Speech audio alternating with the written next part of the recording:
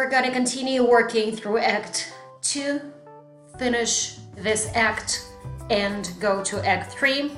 So in Scene 5, Juliet, Romeo, they go back and forth, very, very well organized. So we have Juliet here, and she's waiting for the nurse to come with news, and she's very impatient. Here's what she says about the nurse in line 4, Scene 5. Oh, she's lame. That's not nice. Let's look further.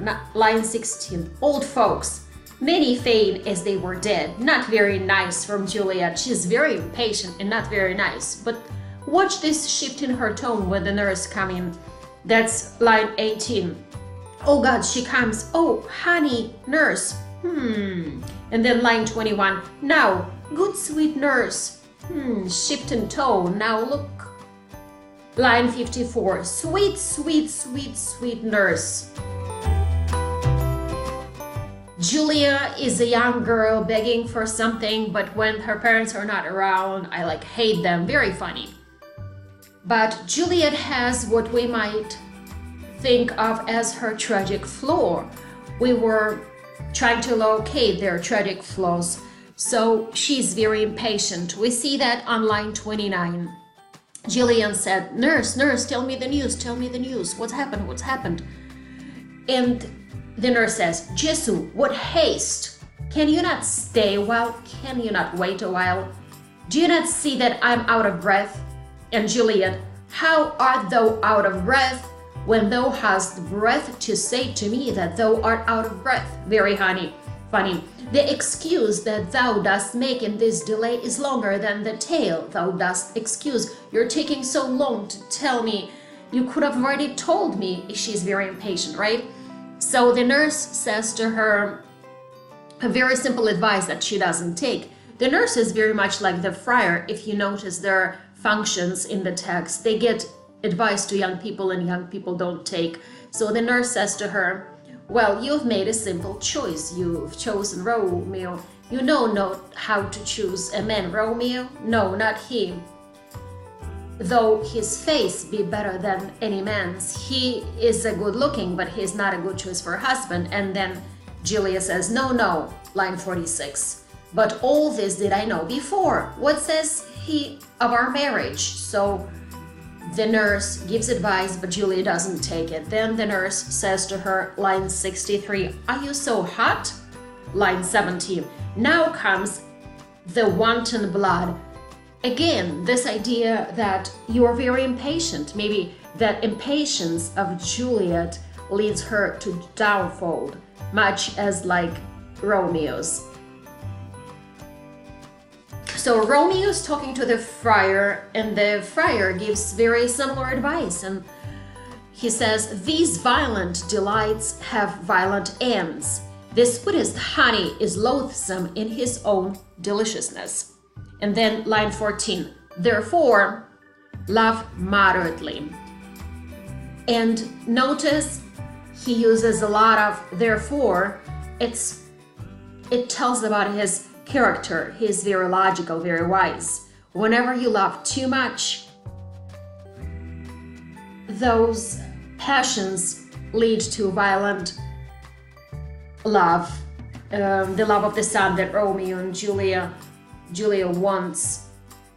But this is hot love, the one that we will find in Act 3. So that's July, and that's not the time when you can love moderately. So Friar says in line 20, Juliet enters, they are about to get married, and he says, so light of foot, so light is vanity, something that you might not be aware of, but the word vanity comes from the Hebrew word, and it means fog. So both the characters are vain. They have a fog around them. They cannot be patient, they cannot see. And later, when Romeo gets banished, Friar says the world is big, but Romeo says there is no world. So he is very short-sighted, like young people are. Sometimes young people have to wait. That's what adults know. So I like that word vanity, and then we'll see it again in the play. And then they're going to get married. This is the very end of the act. And Romeo and Juliet say two different things. Here's Romeo's lines. Line 24.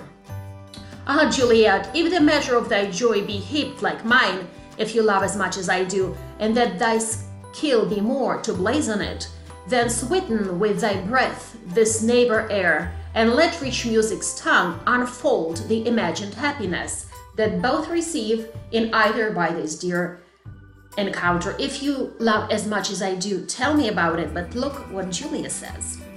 Conceit means imagination, more rich in matter than in words, brags of his substance, not of ornament.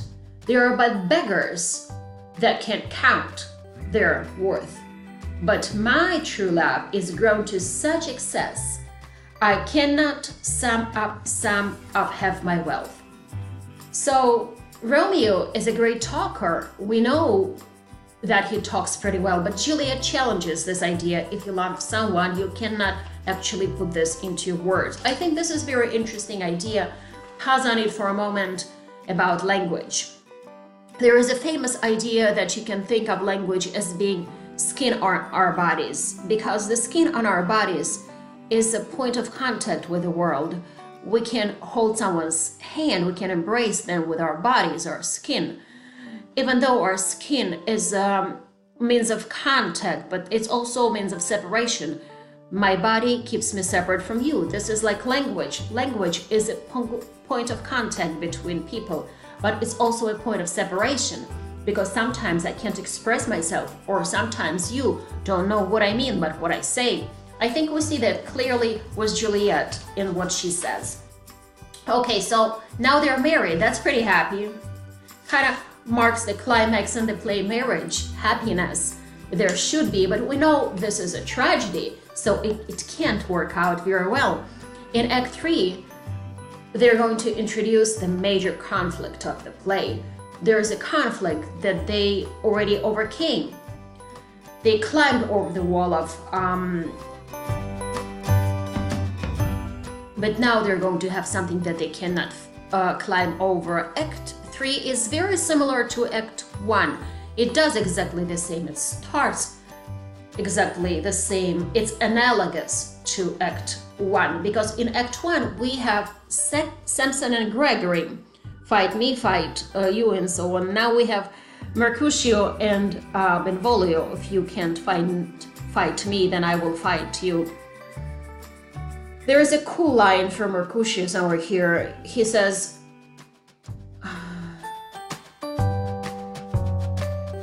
so they want to quarrel with each other.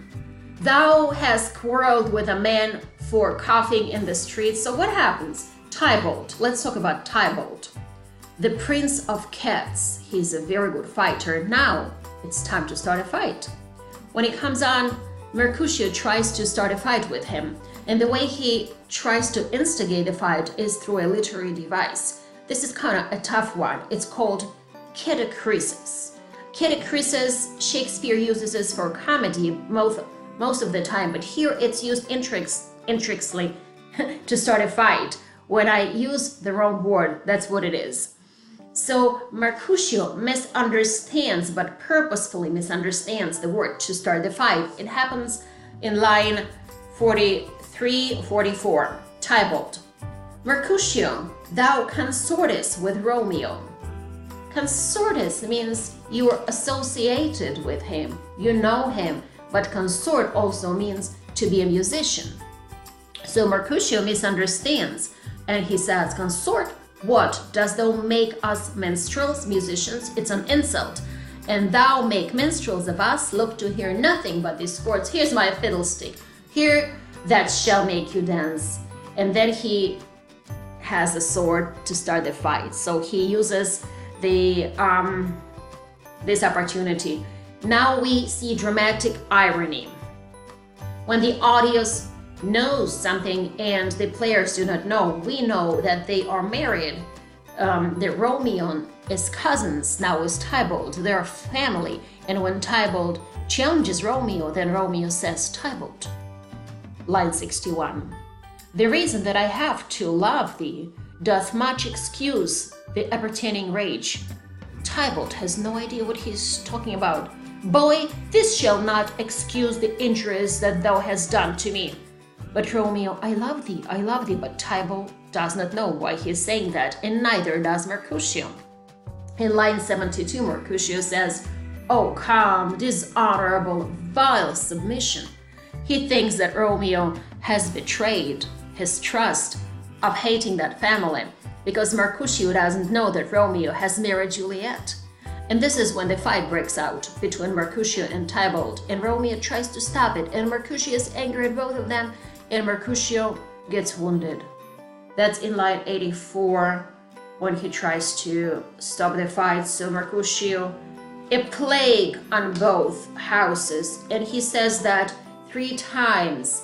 A plague, a plague, a plague. 99, 94. He says it again and again. A plague on both your houses. Why does he have this emotional outburst? This is an expert usage of dramatic irony, because he thinks that his best friend Romeo has betrayed him. So let's stop there for now, and we're gonna see what happens after this horrific scene when Mercutio dies.